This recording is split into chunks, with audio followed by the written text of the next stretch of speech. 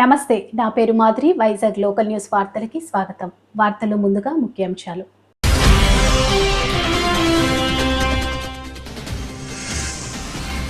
Operation Sindoor విజయవంతం కావడంతో విశాఖలో యువత ఆనందం వ్యక్తం.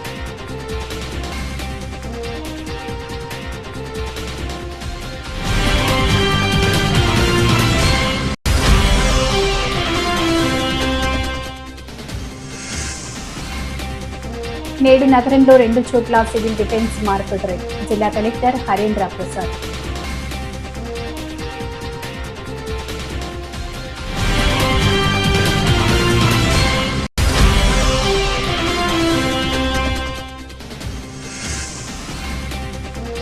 చందనోత్సవంలో దుర్ఘటనపై కమిషనర్ సస్పెన్షన్. మంత్రిని రాజీనామా చేయాలని అమర్నాథ్ నిర్ణయం.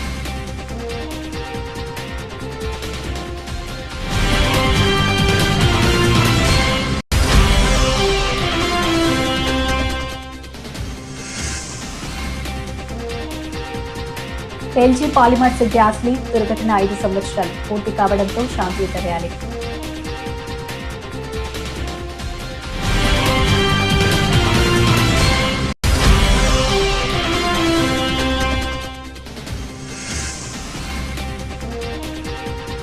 రైతులను నమ్మించి మోసం చేసిన కూటమి ప్రభుత్వం. మాజీ ఎమ్మెల్యే అన్నంరెడ్డి ఆదిత్యరాజు ఆరోపణ.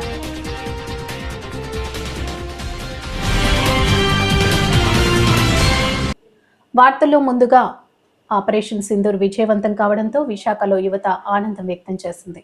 జై హిందూ అంటూ ప్రధానమంత్రి మోడీకి, ఆర్మీకి అభినందనలు తెలిపింది. ఆంధ్ర యూనివర్సిటీలో ఆజాద్ హిందూ ఫౌజ్ కన్వీనర్ అడారి కిషోర్ కుమార్ సారథ్యంలో భారత్ మాతాకి జై అంటూ నినాదాలు చేశారు. 9 ఉగ్రవాదులు స్థావరాలపై భారత్ దాడులు చేయడం పట్ల అభినందన కార్యక్రమాన్ని నిర్వహించారు. విద్యార్థులు, వివిధ సంఘాల ప్రతినిధులు పాల్గొన్నారు. ఇదే సందర్భంలో ఇవాళ విశాఖలో నిర్వహిస్తున్నటువంటి మాక్ డ్రిల్పై అవగాహన కల్పించారు.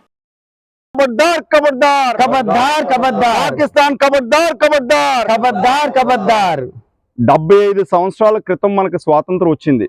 ఆజాదీ కా అమృత్ మహోత్సవం అని చెప్పి ఈ మధ్యకాలంలోనే కేంద్ర ప్రభుత్వం మన సంబరాలు చేసుకుంటూ దేశంలో ఉన్నటువంటి 140 కోట్ల మంది ప్రజలు బాగుండాలి అని ఒక ఆలోచన చేస్తున్న సమయాలలో గత 50-60 సంవత్సరాల నుంచి దేశం విడిపోయినప్పటికీ కూడా ఎప్పుడూ టెన్షనే పాకిస్తాన్తో.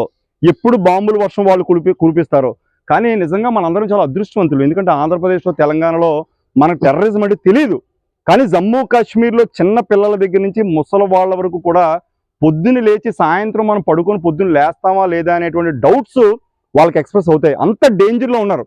మరి మన దేశంలో ఉండేటువంటి పౌరులే, మన దేశానికి పనిచేస్తున్నటువంటి వ్యక్తులు మనందరూ సుఖంగా ఉండి వాళ్ళందరూ ఇబ్బందికరమైనటువంటి పరిస్థితుల్లో ఉంటే మనం ఏం చేయాల్సిన అవసరం ఉంది?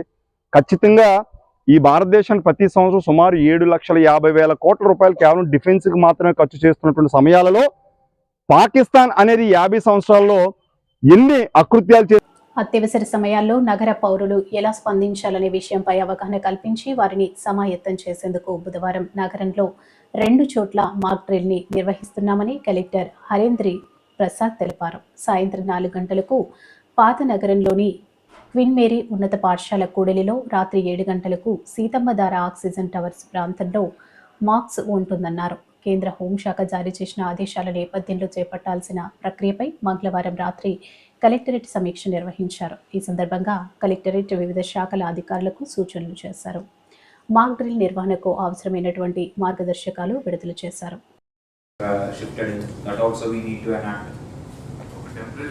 What I'm expecting is I want the NCC people to be available. Exactly. So what will be available will be NCC cadets. Yes. Okay. But they are working with the NCC. So every college which has got NCC, they have got the associated NCC officers. They will be available, and the NCC cadets will be available. But really to be trained. So they have to be supervised by the remaining authorities. Where you want this manpower, it is up to you. So 150 messages, the equipment, set up something. Those cadets can report to you. No. What I want to understand, they have got the training on military tentage and all that. Yes, they have that. Let that be done. I'm not talking about the regular tent. Yes, you can use. The tents will be provided. they will be used as basically discipline labor cost is what I'm saying. That whatever actual thing it won't be there. Actual thing we have to mobilize whatever is available. We have to live with that. Correct. So tomorrow's thing, let them be. That those. They have got what are called 6 man tents, so they are approximately like you can say about 10 feet by 10 feet. So how many tents would you want? Who should be sufficient? Yes, they are. Yeah, it could be. No, even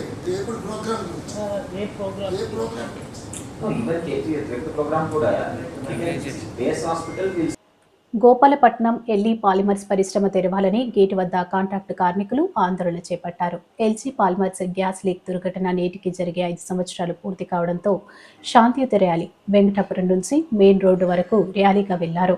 ఈ సందర్భంగా వారు మాట్లాడుతూ 1963లో company నిర్మాణానికి మా భూములు ఇచ్చామని, gas దుర్ఘటన జరిగిన తర్వాత నుంచి కాంట్రాక్టు కార్మికులు ఉపాధి కోల్పోయి రోడ్డు మీద పడ్డామని, తక్షణమే కంపెనీని రీఓపెన్ చేసి కాంట్రాక్టు కార్మికులందరికీ ఉపాధి కల్పించాలని, లేని ఎడల ఆత్మహత్యలు శరణ్యమని డిమాండ్ చేశారు. పర్మనెంట్ ఉద్యోగస్తులకి ఎటువంటి సెటిల్మెంట్ జరిగిందో మాకు అలాంటి సెటిల్మెంట్ చేయాలని డిమాండ్ చేశారు. తక్షణమే 2 యూనిట్ల ఎలక్ట్రానిక్ పరిశ్రమను ఓపెన్ చేసి 375 మంది కార్మికులకు ఉపాధి కల్పించాలన్నారు. ప్రకారంగా న్యాయం చేయాలి. పోరాడే తీరుతాం. కంపెనీ రీఓపెన్ చేయాలి. కంపెనీ రీఓపెన్ చేయాలి. కాంట్రాక్ట్ కార్మికులందరికీ న్యాయం చేయాలి. కంపెనీ రీఓపెన్ చేయాలి. వర్ధిల్లాలి ఎల్జీ పాలిమర్స్ కాంట్రాక్ట్ కార్మికుల ఐక్యత. గ్రామస్తుడిని గత 2020 మే 7వ తేదీన అంటే ఇదే రోజు ఎల్జీ పాలిమర్స్ శ్రేణి గ్యాస్ లీకేజ్ ప్రమాదం జరిగింది ప్రపంచానికి తెలిసిందే. ఆ రోజు ఎంతమంది చనిపోయారు, ఎంతమంది వేలాది మంది వందలాది మంది క్షతగాత్రులు అయ్యారు. ఈరోజు కూడా గ్రామంలో ప్రతి ఒక్కరికి కూడా అనారోగ్య సమస్యలు వెంటాడుతూనే ఉన్నాయి. ఆ రోజు ఉన్న ప్రభుత్వం మీకు సూపర్ స్పెషాలిటీ హాస్పిటల్ కడతామని చెప్పేసి ఆ హామీని అమలు చేయలేదు. కొంతమంది కాంపెన్సేషన్ ఇచ్చారు, మరి కొంతమందికి ఇంకా ఇవ్వలేదు. ముఖ్యంగా ఈ కంపెనీని నమ్ముకున్న ఉపాధి కోసం ఆశపడి మా గ్రామస్తులు, మా తాత ముత్తాతలు ఏదైతే భూములు ఎల్జీ పరిశ్రమకి ఇచ్చారో ఆ పరిశ్రమ 375 మంది కాంట్రాక్ట్ కార్మికులు ఈరోజు రోడ్డును పడిపోయారు. వారందరూ కూడా 40 సంవత్సరాలు దాటిపోయాయి. ఏ పనికి వెళ్దామన్నా మధ్య వయసులో ఉన్నారు. మేము ఒకటే అడుగుతున్నాం ఎల్జీ పాలిమర్స్ యాజమాన్యాన్ని, మీరు ఏదైతే కాంపెన్సేస్తున్నారో అదే రకంగా కాంట్రాక్ట్ కార్మికులు 375 మంది కార్మికులు కూడా కాంట్రాక్ట్ లేబర్ యాక్ట్ ప్రకారంగా చట్ట ప్రకారంగా న్యాయం చేయాలి. మీరు న్యాయం చేస్తూనే ఇంకో రెండో పక్క ఏదైతే మీరు అనారోగ్య సమస్యలు ఉన్నాయో ఆ సమస్యలకి మీరు life long. LG polymers contractors association general సెక్రటరీని. యాక్చువల్గా గ్యాస్ లీక్ తర్వాత కాంట్రాక్ట్ వర్కర్స్కి అందరికీ కూడా తీరని అన్యాయం జరిగింది. పర్మనెంట్ ఎంప్లాయీస్కి సెటిల్మెంట్ పర్ఫెక్ట్గా చేసుకుని వెళ్ళారు వాళ్ళు. కానీ కాంట్రాక్ట్ వర్కర్స్కి వచ్చేసరికి మొత్తం నాశనం చేస్తారు. అదేవిధంగా మా కాంట్రాక్టర్లో కూడా పిఎఫ్, ఈఎస్ఎల్ విషయంలో కూడా చాలా ఇబ్బంది పెట్టేసి మాకు ఒక్కొక్కరికి 4-5 లక్షల రూపాయలు మాకు పెనాల్టీలు కూడా ఈరోజు కేసులు రన్ అవుతున్నాయి. ఇప్పుడు ప్రజెంట్ మేము తిరుగుతున్నాం పిఎఫ్ ఆఫీసుల చుట్టూను. నాకు కూడా పేమెంట్లు ఇంచుమించు సుమారుగా 40 లక్షల చిల్లర వర్కర్లకి నేను ఓవర్ టైంలో అవి చెల్లిస్తే ఆ పేమెంట్లు కూడా ఇవ్వడానికి నాకు చాలా దుఃఖపెడుతున్నారు. నాకైతే మాత్రం ఆర్థికంగా మాత్రం చాలా అన్యాయం జరిగింది. అదేవిధంగా 1963లో స్థాపించిన ఈ కంపెనీకి ల్యాండ్ లోజర్స్ అసోసియేషన్కి అప్పట్లో మా గ్రామ కమిటీకి ఈ విజయమాల్య గారు 63లో ఒక అగ్రిమెంట్ చేశారు. ఈ ల్యాండ్ ఓన్లీ వ్యాపారం అంటే ఇక్కడ వాళ్ళు వ్యాపారం చేసుకొని ఇక్కడ ఉన్న వాళ్ళకి ఉపాధి కల్పిస్తారన్న కాన్సెప్ట్ మీద మాత్రమే ఇక్కడ ఈ ల్యాండ్ ఇవ్వడం జరిగింది అన్నది అగ్రిమెంట్ కూడా జరిగింది. ఆ కాగితం కూడా తీస్తున్నాం. ఆ అగ్రిమెంట్ ప్రకారంగా వీళ్ళు అమ్ముకునేది కూడా నెక్స్ట్ ఈ ఎల్జీ పాలిమర్స్కి ఇచ్చేటప్పుడు కూడా ఈ ఉపాధి కల్పిస్తారన్న కాన్సెప్ట్ మీద ఇచ్చారు. మాకు ఇబ్బంది లేదు. ఎన్ని సంవత్సరాలు మొన్న 2000 సంవత్సరం వరకు 2020 వరకు అది రన్ అవుతూ వచ్చింది. ఇప్పుడు గ్యాస్ లీక్ అయిపోయిన తర్వాత ఈ వర్కర్లకు సెటిల్మెంట్లు చేయడం మానేసి వాళ్ళని ఇబ్బంది పెట్టేసి వాళ్ళని ఉసురు పెట్టి ఈ ల్యాండ్ ఏదో ఎవరికో సేల్ చేసుకొని వీళ్ళు కంపెనీ ఏమో 3 సిటీ తెరలించుకొని వెళ్ళిపోయేటానికి మాకేటో ఏదో చిల్లర మల్లరా మాకేదో చేసినట్టు. పర్యాటక శాఖ ఆధ్వర్యంలో ప్రసాద్ పథకం నిధుల దుర్వినియోగంతోనే సింహాచలం కొండపై దుర్ఘటన జరిగిందని కార్పొరేటర్ పీతల మూర్తి యాదవ్ ఆరోపించారు. పౌర గ్రంథాలయంలో ఏర్పాటు చేసినటువంటి విలేకరుల సమావేశంలో ఆయన మాట్లాడారు. ఉమ్మడి విశాఖ జిల్లాలో పర్యాటక శాఖ చేపట్టినటువంటి వివిధ ప్రాజెక్టులతో పాటు జీవీఎంసీ ప్రాజెక్టులో జరిగిన అవినీతి అక్రమాలపై విచారణ చేయించాలని కోరారు. ఇదే అంశంపై కేంద్ర ప్రధాన విజిలెన్స్ కమిషనర్, రాష్ట్ర విజిలెన్స్ కమిషనర్, ముఖ్యమంత్రి పర్యాటక శాఖ మంత్రికి ఫిర్యాదు చేసినట్లు మూర్తి యాదవ్ పేర్కొన్నారు. త్వరితగతిన విచారణ పూర్తి చేసి బాధ్యులపై చర్యలు తీసుకోవాలని ఆయన కోరారు. సింహాచలం అప్పన్న స్వామి నిజరూప దర్శనం వేడుకలో భాగంగా అనుకోనటువంటి దుర్ఘటన, ఆ సంఘటనలో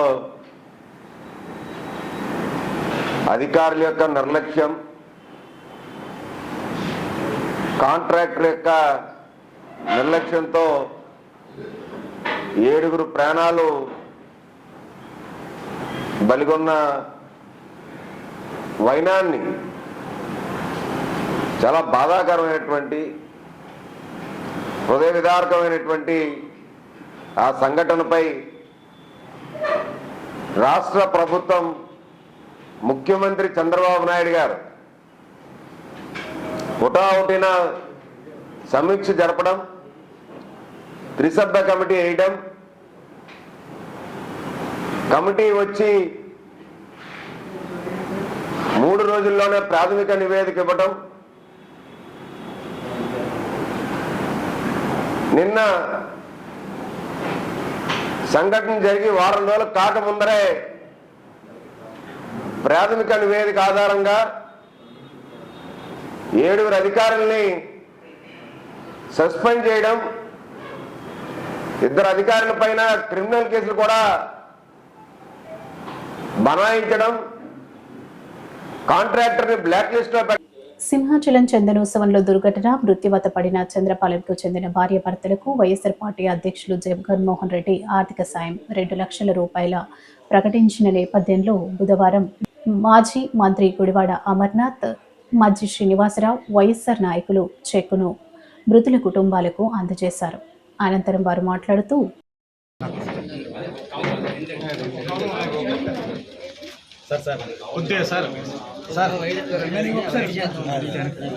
మన ఉత్తరాంధ్ర ఎలువెల్పోయినటువంటి శ్రీ వరా లక్ష్మీ నరసింహస్వామి వారి చందనోత్సవ సందర్భంగా ఏదైతే జరిగినటువంటి దుర్ఘటన, అందులో ప్రాణాలు కోల్పోయినటువంటి ఈ ప్రాంతానికి చెందినటువంటి 7 మరణించడం, ఇందులో ముఖ్యంగా చంద్రపాలెం చెందినటువంటి భార్యాభర్తలు దంపతులు 2 కూడా మరణించడం, ఆ కుటుంబానికి ఆ రోజు మాజీ ముఖ్యమంత్రి జగన్మోహన్ రెడ్డి గారు వచ్చి ఓదార్చేటువంటి ప్రయత్నం చేశారు.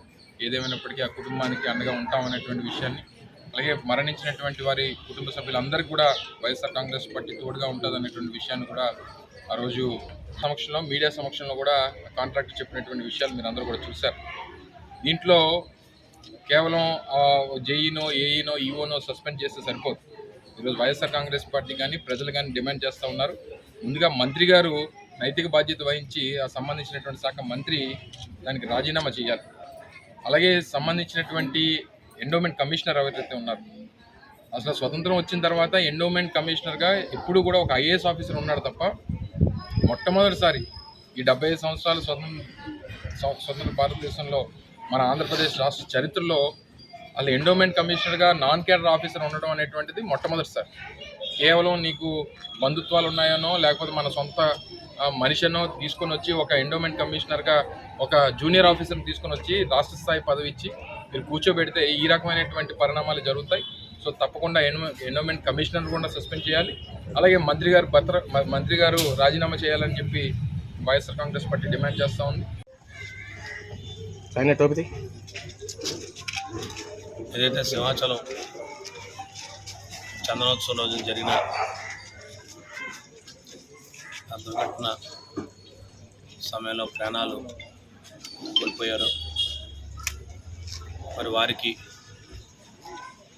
గౌరవనీయులు మాజీ ముఖ్యమంత్రి వర్యులు వైఎస్ జగన్మోహన్ రెడ్డి గారు, మీ అందరికీ తెలుసు, ఆ కుటుంబాలకు వచ్చి వారిని ఓదార్చి వారికి వైఎస్ఆర్ పార్టీ అండగా ఉంటుందని చెప్పి వారికి చెప్పడం, మరి ఏదైతే చిన్న వయసులోనే ఆ స్వామివారి చందనోత్సవం రోజుని దర్శనం చేసుకుందామని చెప్పి వెళ్ళిన ఆ భార్యాభర్త ఇద్దరూ కూడా మరి మీ అందరికీ తెలుసు. మరి ఆ కుటుంబానికి తీరని లోటుని మిగిల్చారు భగవంతుడు. ఏదేమైనప్పుడు కూడా వైఎస్ఆర్ పార్టీ అండగా ఉంటుందని చెప్పి ఆ రోజు ఆ కుటుంబాలను పరామర్శించిన తర్వాత మరి జగన్మోహన్ రెడ్డి అరుదైన నరాల వ్యాధితో బాధపడుతున్న 35 ఏళ్ల మహిళకు చికిత్స చేసి వ్యాధి నివారించామని న్యూరాలజిస్ట్ డాక్టర్ ఎంజీవి ఆదిత్య తెలిపారు. కేర్ ఆసుపత్రిలో ఆయన మాట్లాడుతూ మెడ కింద నుంచి మధ్య వెన్నెముక వరకు వాపు ఏర్పడి కాళ్లలో చలనం, స్పర్శ కోల్పోయారని అన్నారు. న్యూరోమైలిజిస్ట్ ఆప్టిక్ స్పెక్ట్రమ్ డిజార్డర్ వ్యాధిగా గుర్తించి ప్లాస్మా ఎక్స్చేంజ్ విధానం ద్వారా శరీర రక్షణ వ్యవస్థను శుద్ధి చేసి ఆమెకు స్వస్థత చేకూర్చామన్నారు. వైద్యులు ఎంజీవి ఆదిత్య, ఏవి వేణుగోపాల్ శ్రీనివాస్, సిఓఓ మయూక్ చౌదరి పాల్గొన్నారు. ట్రీట్మెంట్స్ అంటే ఏంటంటే మీరందరూ కోవిడ్లో వినుంటారు ప్లాస్మా ట్రీట్మెంట్స్. సో అలాంటి ట్రీట్మెంటే కానీ కొంచెం చిన్న చిన్న మోడిఫికేషన్స్తో ప్లాస్మా ట్రీట్మెంట్ అంటే మన శరీరంలో ఉన్న ప్లాస్మాని బయటికి తీసేసి ఒక కొత్త ప్లాస్మా ఎక్కిస్తాం. దానినే ప్లాస్మా ఎక్స్చేంజ్ అంటాం. సో కొత్త ప్లాస్మా మనం బ్లడ్ బ్యాంక్ నుంచి మామూలుగా మన బ్లడ్ బ్యాగ్స్ నుంచి సేకరించిన ప్లాస్మాని కానీ లేకపోతే ఆల్బుమిన్ కానీ ఈ రెండిట్లో ఏదో ఒకటి ప్లాస్మాకి రీప్లేస్మెంట్గా ఎక్కిస్తాం. ఈ పేషెంట్కి ప్లాస్మా బ్లడ్ బ్యాంక్ నుంచి సేకరించిన ప్లాస్మానే రీప్లేస్మెంట్గా ఎక్కించాం. సో మన శరీరంలో ఉన్న ప్లాస్మాని అంతా తీసేసి కొత్త ప్లాస్మాని ఎక్కించడం, దాన్ని ప్లాస్మా ఎక్స్చేంజ్ అంటాం. ఎందుకు ఈ ప్లాస్మాని తీసేయాలి? మామూలు డయాలసిస్ మిషన్ వాడి అక్కడ ఒక చూడండి ఒక ట్యూబ్ లాగా ఉంది ఎర్రగా రైట్ సైడ్ చూస్తే. సో ఆ ట్యూబ్ అది ప్లాస్మా ఫిల్టర్ అనమాట. అది ఏం చేస్తుందంటే మన శరీరంలో ఉన్న ప్లాస్మాని సెపరేట్ చేసేస్తుంది. సెపరేట్ చేసి మిగతా రక్తాన్ని శరీరంలోకి ఎక్కించేస్తుంది. మళ్ళీ మేము ప్లాస్మాని వేరేగా బయట నుంచి ప్లాస్మాని ఎంత ప్లాస్మా బయటికి తీసామో లెక్క కట్టి అదే ప్లాస్మాని లోపలికి ఎక్కిస్తాం. ఇలా ప్రతి ట్రీట్మెంట్ అంటే ప్రతిరోజు ఇలా చేస్తూ మధ్యలో రోజు విడిచిన రోజు అంటే మొత్తం 7 సెషన్లు 14 రోజుల్లో కంప్లీట్ చేసాం. సో దీనికి ఆదిత్య గారు తర్వాత క్రిటికల్ కేర్ టీము వీళ్ళందరూ మానిటరింగ్ చేశారు. అంటే మాకేం చెప్పారంటే ఈరోజు ప్లాస్మా మీరు తీయచ్చు, పేషెంట్ సేఫ్, మళ్ళీ నెక్స్ట్ డే ప్లాస్మా తీయండి. అలా ఒక టీం వర్క్ లాగా క్రిటికల్ కేర్ శ్రీనివాస్ గారు సహాయం. చక్రవర్తి తిరుమగన్ తిరునక్షత్రాన్ని పురస్కరించుకుని సింహాచలం అప్పన్న స్వామి దేవాలయంలో మంగళవారం శ్రీ వైష్ణవ శ్రీరామనవమి సాంప్రదాయబద్ధంగా జరిగింది. అర్చకులు వేకువజామున స్వామిని సుప్రభాత సేవతో మేల్కొల్పి ప్రాంతకాల పూజలు జరిపారు. శ్రీదేవి భూదేవి సమేతుడైన గోవిందరాజు స్వామిని అల్వారాచార్యులు సహితంగా ఆలయ ఆస్థాన మండపంలోని ఉత్సవ వేదికపై ఆశీనులను చేసి పూజలు నిర్వహించారు.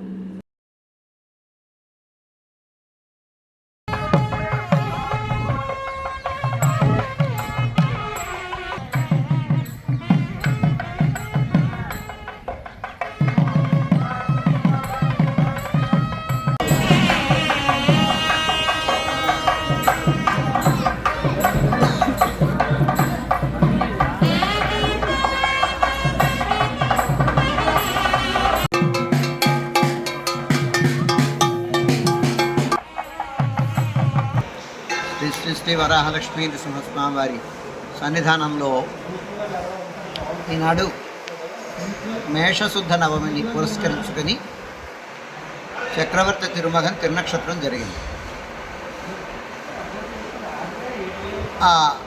అంటే శ్రీరామ జయంతి అన్నమాట.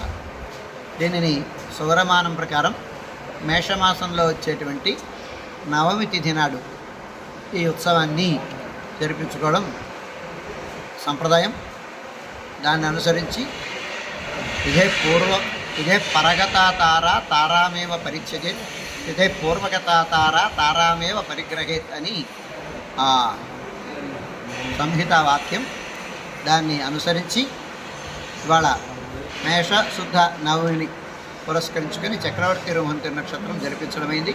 ఉదయం ఆరాధన అయిన తర్వాత స్వామివారిని ఉత్సవమూర్తులు గోవిందరాజస్వామి వారు ఉభయ దేవేరులతో ఆళ్వార్లతో కూడి వేంచేపు చేసి ఆ స్థానంలో విశ్వక్సేనారాధనం, పుణ్యాహవచనం, పంచకలశ ఆవాహనం అయిన తర్వాత పంచకలశ స్నపన తిరుమంజనం, దానితో పాటుగా సమాంతరంగా వేదపారాయణం అయిన తర్వాత నీరాట విన్నపం అయిన తర్వాత స్వామివారికి అలంకరణమైన తర్వాత తిరువారాధనమైన తర్వాత ధూప సమర్పణమైన తర్వాత శ్రీరామ జనన ఘట్టం విన్నపం, అదైన తర్వాత పెరుమాళ్ తిరువడి సేవాకాలం అయిన తర్వాత విశేష నివేదనం, మంగళాశాసనం శాతవరగోష్ఠి తీర్థ వినియోగం తీర్థప్రసాద వితరణంతో ఈనాటి కార్యక్రమం.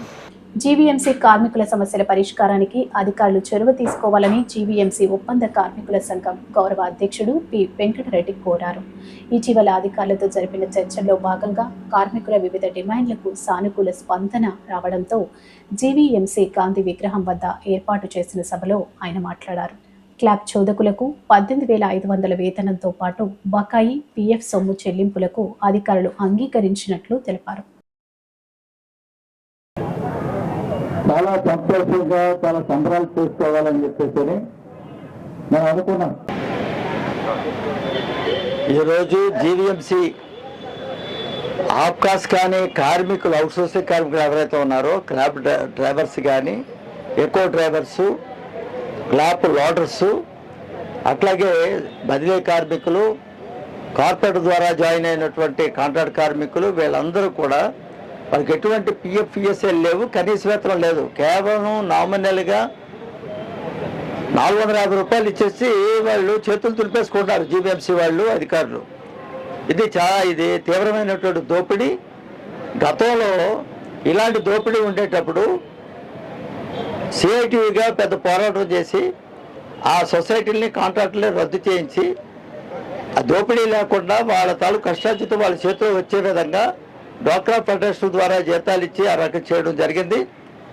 మళ్ళీ ఇప్పుడు జగన్ ప్రభుత్వం కానీ చంద్రబాబు నాయుడు ప్రభుత్వం కానీ అదే విధానాలను అనుసరిస్తున్నారు. ఏవైతే ఎటువంటి హక్కులు లేకుండా పిఎఫ్ఎస్ఎల్ లేకుండా ఎస్టిమేషన్లు వేసి టెండర్లు వేసినటువంటి విధానం ఏదైతే ఉందో దాన్ని తప్పుపెట్టాం. కలెక్టర్ గారికి సమ్మె నోటీస్ ఇచ్చాం. ఈ యొక్క కార్మికులకి సపోర్ట్గా మొత్తం జీవీఎంసీలో ఉన్నటువంటి పారిశ్రామిక ఆప్కాస్లో కార్మికులందరూ కూడా సమ్మె చేస్తారని చెప్పి సమ్మె నోటీస్ ఇచ్చాం. అందులో భాగంగా గౌరవ కలెక్టర్ గారు ఇన్ఛార్జ్ జీవీఎంసీ కమిషనర్ గారు అతని ఛాంబర్లో 2వ తారీఖు చర్చ జరిపాము. 3 గంటల పాటు చర్చల్లో మొత్తం డిమాండ్లన్నీ కూడా అంగీకరించారు. ఈ కార్మికులందరికీ కూడా ఎటువంటి దోపిడీ లేకుండా ఎస్ఎల్ఎఫ్ ద్వారా జీతాలు చెల్లించడానికి. అనకాపల్లి జిల్లా సబ్బవరం మండల కేంద్రంలోని 5 గ్రామాల ఆరాధ్య దైవం కోరిన కోరికలు తీర్చే కొంగు బంగారంగా విరాజిల్లుతున్న సబ్బవరం శ్రీ దుర్గాలమ్మ తల్లి జాతర మహోత్సవం మంగళవారం నేత్రపర్వంగా జరిగింది. సబ్బవరం ప్రధాని రహదారులన్నీ రంగురంగులు విద్యుత్ దీపాలతో అలంకరించారు. అమ్మవారిని దర్శించుకునేందుకు భక్తులు వేకువజాము నుంచి ఆలయం క్యూ లైన్లలో వేచి ఉన్నారు. ముఖ్యంగా మహిళా భక్తుల కోసం అమ్మవారికి కుంకుమ పూజలు ఆలయ అర్చక స్వామి రేజేటి శేఖర్ శర్మ పర్యవేక్షణలో అత్యధిక సంఖ్యలో అమ్మవారికి కానుకల రూపంలో చీరలు సమర్పించారు. భక్తులకు అమ్మవారి ధూప దీప అభిషేకాలతో పాటు మంగళ హారతులు ఇచ్చి దీవించారు.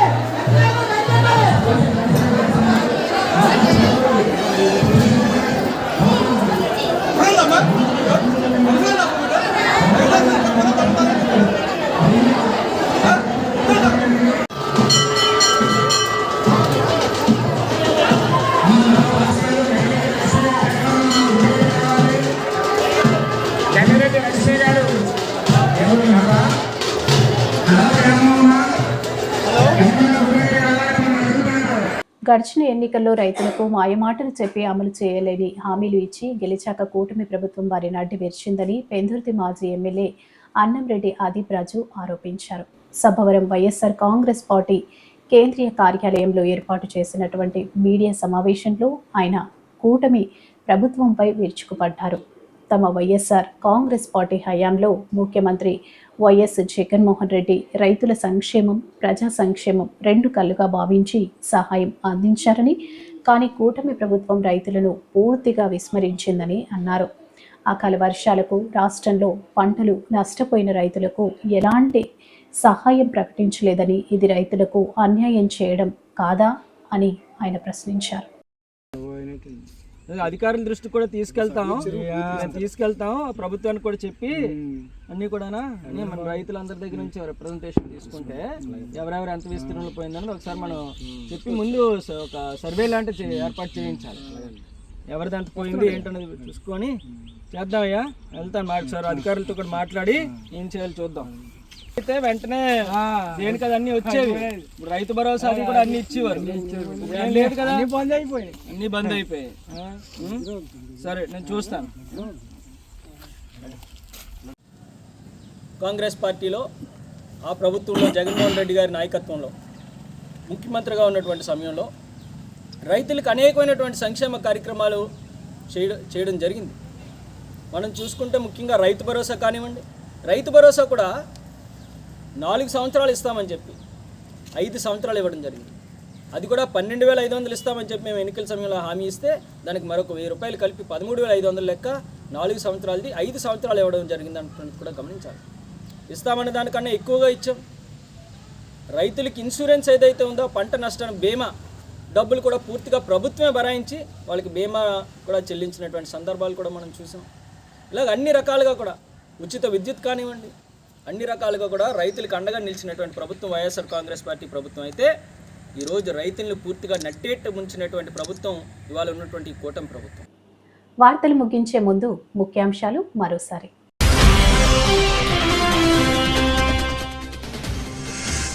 ఆపరేషన్ సింధూర్ విజయవంతం కావడంతో విశాఖలో యువత ఆనందం వ్యక్తం.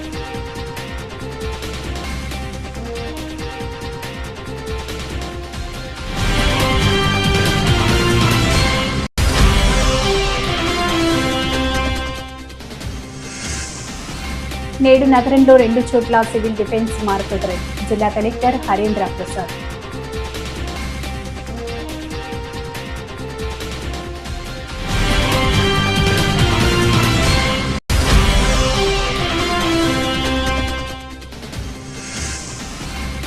చందనోత్సవంలో దుర్ఘటనపై కమిషనర్ సస్పెన్షన్, మంత్రిని రాజీనామా చేయాలని అమర్నాథ్ డిమాండ్.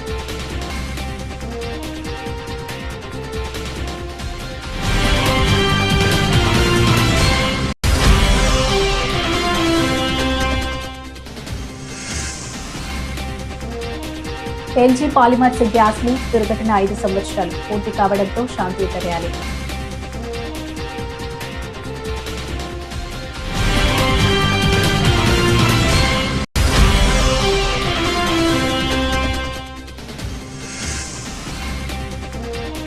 రైతులను నమ్మించి మోసం చేసిన కూటమి ప్రభుత్వం, మాజీ ఎమ్మెల్యే అన్నంరెడ్డి ఆదిప్ రాజు ఆరోపణ.